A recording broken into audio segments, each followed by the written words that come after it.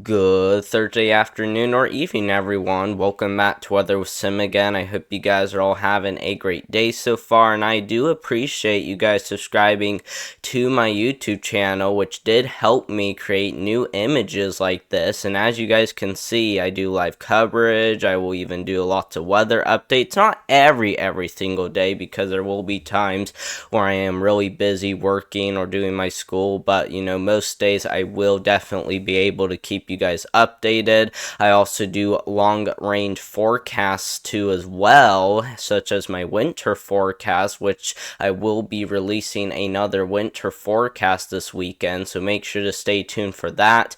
And I am also planning on being a future meteorologist by the time I get up there towards the college area, so make sure you guys are subscribing to my YouTube channel. So far you guys got me up to 516 subscribers, which I do really appreciate. But if you guys do keep subscribing to my YouTube channel, that will even help me learn more and more as we get on. And I mean, it's absolutely free. It doesn't take anything to just click that subscribe button, so make sure you to click that subscribe button too as well, especially if you are new here to the YouTube channel and if you want to stay tuned for more weather updates. And of course, make sure to like and as well, and that definitely does help out more than by pressing that like button too as well. And feel free to leave any questions, comments, or concerns down below too as well. You guys can even let me know on how you guys like my images throughout this video, so feel free to leave any of that down below as long as it's respectful. And let's go ahead and start talking about today's video. But let's first go ahead and take a look at the tropics, and as you guys can see, we do have a 20% chance of development back over here in parts of the Gulf of Mexico, so not really a super huge concern, but we will definitely still need to be keeping an eye on this area over here for that potential of maybe a tropical depression possibly going towards Florida. We will be talking about that, so make sure to continue watching today's weather forecast. But even over here back towards the middle of the Atlantic Ocean, these two systems, which are Kirk and Leslie, they don't really have anything very concerning with them. Kirk might be a little bit concerning, especially because it is likely going to be a major hurricane, which it is already, and will likely continue strengthening. But neither one of them is likely to impact any land, and both of them are likely going to curve out to sea. And as you can see, there's no land in this part of the Atlantic Ocean, so you guys won't really need to be worrying about these systems at all, unless they may do a little bit of something up there. But as of right now, they aren't really concerning, but I will keep you guys updated just in case these things maybe do a little bit of something unexpected. But worst case is that these get a lot stronger than expected, but like I said, not really likely to impact any land, so you guys don't really need to be scared or worry about it. Let's now go ahead and take a look at what we need to be watching as we head into next week. And yeah, of course, I also been labeling everything too as well to make it easier to understand, and that's another thing I have also been changing with my images. And like I said, feel free to leave a comment about that down below. But like I said, we are watching a wave as we head into next week, and this one does look to potentially strengthen into a tropical depression, as a lot of heavy rainfall is likely to come onto Florida. Now, it's obviously not a guarantee, because we still don't know exactly what the system is going to do, and we don't know exactly if it's even going to be intensifying or strengthening. But worst case is that this may reach a tropical depression by the time it impacts Florida, and that's really because most models show this very disorganized, but still strong enough to cause some pretty big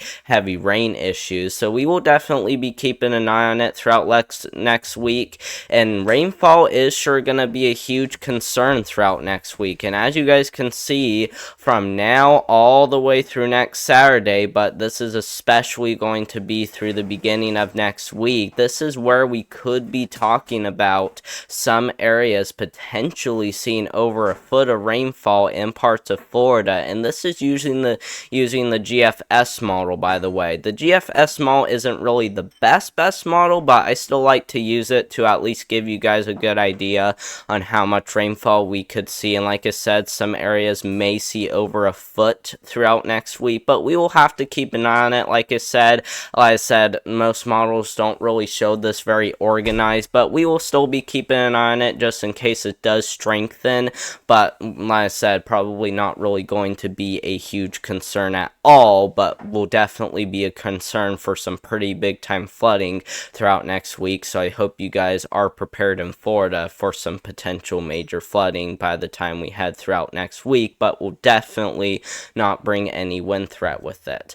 Let's now go ahead and take a look at something we haven't took a look at for a really long time, and we're going to start taking a look at this a little bit more, especially because we are getting extremely close to winter now. We are only about 2 months away from winter, and like I said, I am going to be releasing my winter forecast this weekend, so I hope you guys are still staying tuned for that one. But we definitely are starting to see a lot of those higher elevations, especially in British Columbia and there towards Alaska and even parts of northern Canada, already starting to see some very heavy snow, which this is very common, especially for those higher elevations, like I said.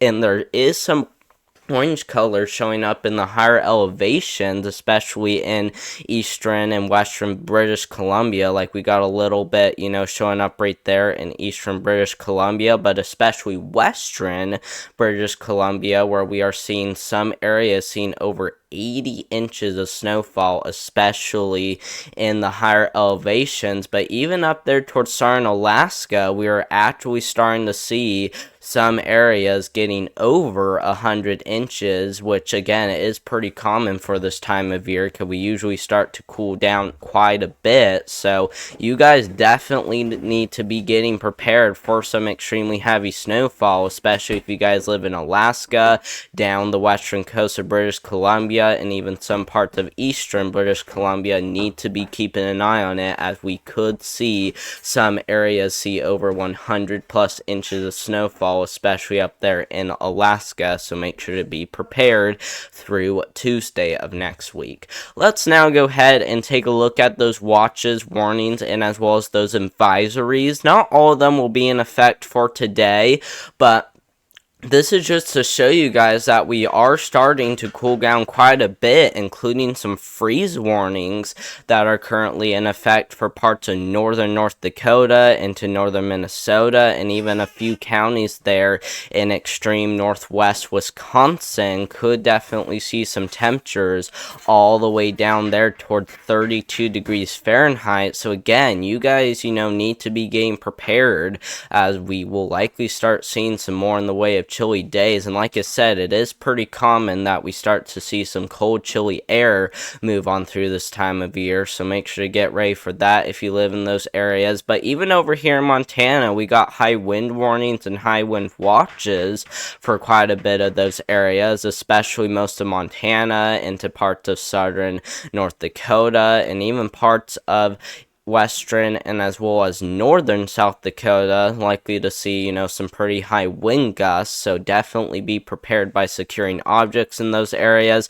And then we just got a bunch of, fire, weather warnings, and even some, heat warnings in effect for parts of the mountain areas, just indicating that we have very low humidity mixed with some gusty wind activity in some areas, just creating a slightly elevated fire risk. But it's especially going to be, down there towards California and back there into parts of the Rocky Mountains, where we will likely start to see, some heat surge on through, and we will talk about why in just a second. And here's why we could see well above average temperatures, and this is the latest from the Climate Prediction Center, saying that well above average temperatures are likely across the western United States, and that's another reason why we are seeing those elevated fire risks in effect. And like I said, those free warnings up there into, parts of North Dakota and Minnesota aren't going to be in effect for today, but, we will definitely cool down pretty significantly these next couple of weeks, and that's why those freeze warnings are currently in effect.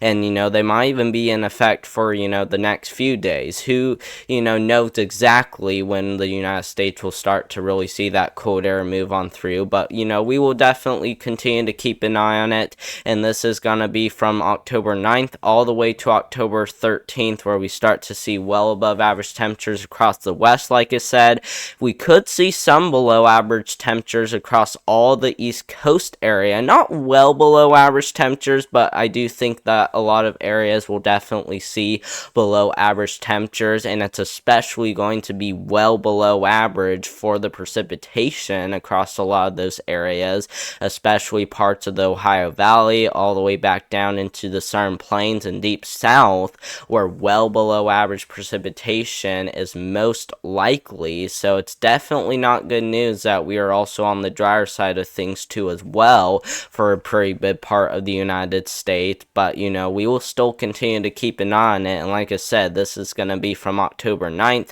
all the way to October 13th, and that's when we can expect well below average precipitation and well above average temperatures for a pretty big portion there of the United States.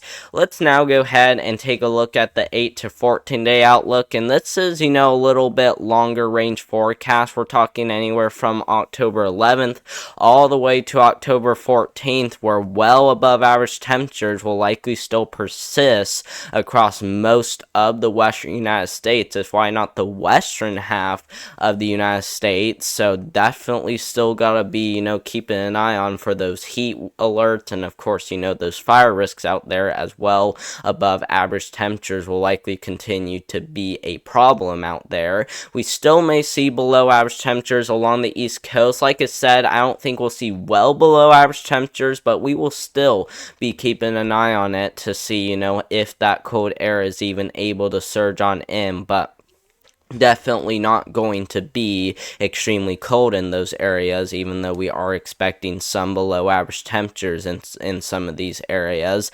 And then again, for precipitation, we still do expect well below average precipitation across a really good portion there of the United States. But once again, areas from the Ohio Valley all the way down into parts of the South and as well as the Southern Plains likely to see well below average precipitation once again. And if we stay really dry throughout most of this month, this could put another drought in place, guys, which it would be really bad news. So we're hoping that we could get some rainfall sometime this month, but unfortunately it looks like we are going to continue to stay dry for much of October across this area. And so we are hoping we could get some rain, but unfortunately we are likely to stay dry, calm, and quiet across much of the United States. So definitely get ready for a quieter weather pattern. Let's now go ahead and take a look at those temperatures, which will give us a good idea on if we're going to warm up or cool down. Starting off with tomorrow, this will be tomorrow afternoon,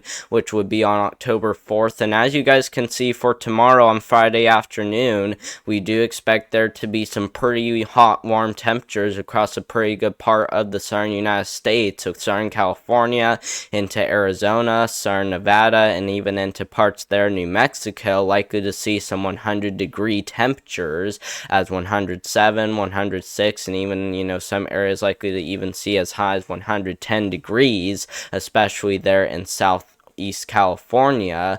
We definitely do need to be taking those heat indices, seriously still, as it does still look to be on the hotter side of things. But a little bit far to the east in the plains, we still do have some pretty warm temperatures continuing with highs likely in the low to mid 90s across the southern plains. We even see that go as far north as parts of the Midwest, but we start to cool down as we head into the Ohio Valley, Great Lakes, and upper Midwest, where temperatures for the highs will likely be in the mid to upper 70s, but some areas, especially in New England and the upper Midwest, likely to see temperatures in the mid to upper 60s. So definitely cooler as you get farther to the north. Let's now go ahead and take a look at those lows for Friday night. And this is, going to be Friday night and into Saturday morning. So pretty much when you wake up Saturday this weekend, we will likely see some pretty cool temperatures. And, why not nice temperatures? Because some areas farther down here to the south could definitely see some really nice lows in the lower 70s, especially down here towards, the panhandle of Florida and, even parts of the southern plains. Definitely likely to see those cooler temperatures, and same goes for New England through the Great Lakes, Ohio River Valley, and as well as into parts of the upper Midwest, likely to see some hot lows in the upper 50s to lower 60s. So definitely gonna feel nice out there if you got any plans Friday night and into Saturday morning this weekend. And let's look at Saturday. Okay, what we start to see is that heat really expands across a really good portion there of the United States, which is not surprising because, like I said, we expect well above average temperatures across much of the western half of the United States, especially including the plains, where we will likely start to see temperatures in the mid to upper 90s for a lot of these areas by the time we head into Saturday, which would be October 5th. So definitely get ready for a pretty hot, weekend out there. And we even start to see some of the Ohio Valley start to warm up with highs likely in the mid to upper 70s with even some 80s. And then, we still continue to stay on the nicer side of things, especially up there towards the upper Midwest and as well as New England especially. So it's definitely not going to be too bad for those northern areas, but gosh, it is sure going to be a hot day out there across parts of the southern plains, as we will likely see highs in the mid to upper 90s as we head into the weekend. And then for Saturday night, we continue to see those lows across a really good part of the United States. We start to even get near freezing in some of these areas in parts of the Rocky Mountains and even parts of the Midwest. But, back down here towards, the Ohio Valley, still got some really nice lows in the 60s, and even down here towards the southern United States. And same goes for New England, really nice lows in the upper 40s to lower 50s. So still going to continue to be on the warmer side of things for Saturday night. But, if you get a little bit farther to the north, you definitely are going to start getting on the chillier side of things. And then last but not least for Sunday, we really start to, get a little bit cooled down, especially for these northern areas. Like I said, we start to cool off just a little bit across the southern plains, but it's still likely going to be on the hotter side of things for your Sunday this weekend. So definitely continue to take those heat indices seriously, as well above normal temperatures are still pretty likely. But thank you guys very much for watching.